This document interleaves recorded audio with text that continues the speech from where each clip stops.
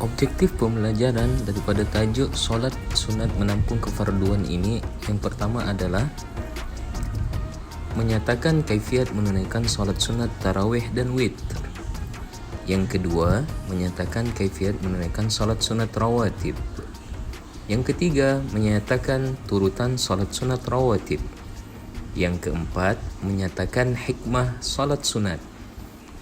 Yang kelima, menyatakan maksud solat sunat.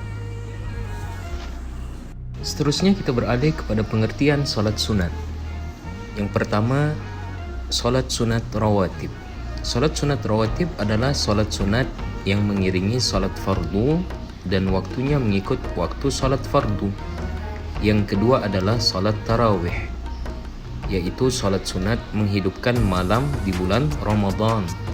Yang ketiga adalah salat witir, yaitu salat sunat yang dilaksanakan sebagai penutup bagi salat malam. Dan yang seterusnya, salat sunat rawatib terbahagi kepada dua, yaitu qobliyah dan ba'diyah. Qobliyah adalah salat sunat rawatib yang mengiringi sebelum salat fardu, manakala solat sunat rawatib ba'diyah merupakan solat sunat mengiringi selepas solat fardu. Ini merupakan turutan pelaksanaan solat sunat rawatib.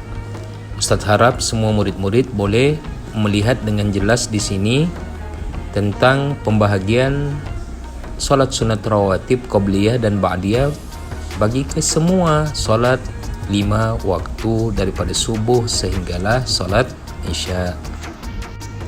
Dan ini pula adalah niat solat sunat rawatib qobliyah dan ba'diyah.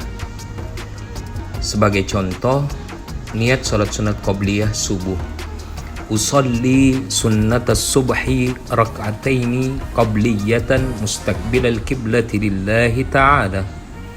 Manakala niat solat sunnah qobliyah zuhur: usalli sunnatal zuhri rak'ataini qabliyatan mustaqbilal kiblati lillahi ta'ala.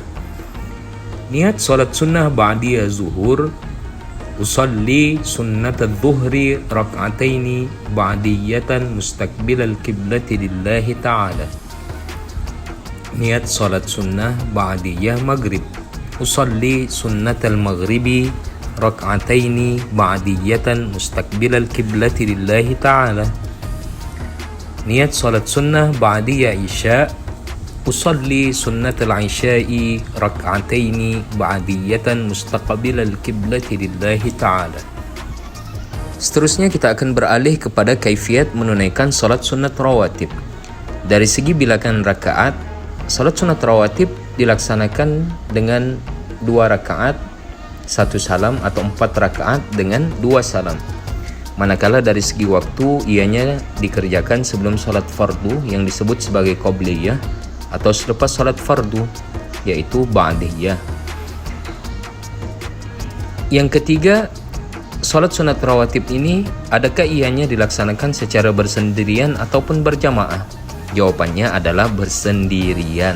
Ianya tidak boleh dilaksanakan secara berjamaah. Yang keempat, dari segi bacaan selepas surah Al-Fatihah, terdapat satu riwayat Rasulullah sallallahu alaihi wasallam membaca Al-Kafirun atau surah Al-Kafirun pada rakaat pertama dan surah Al-Ikhlas pada rakaat kedua dalam salat rawatib subuh dan isya. Dalam salat yang lain tidak ditentukan surahnya. Dan sebagai penutup pembelajaran kita pada hari ini, Ustadz telah sediakan satu aktiviti di mana Anda diminta menghuraikan tindakan Anda untuk membudayakan solat sunat di sekolah sebagai pengerusi dan EJK surau. Selamat menjawab murid-murid.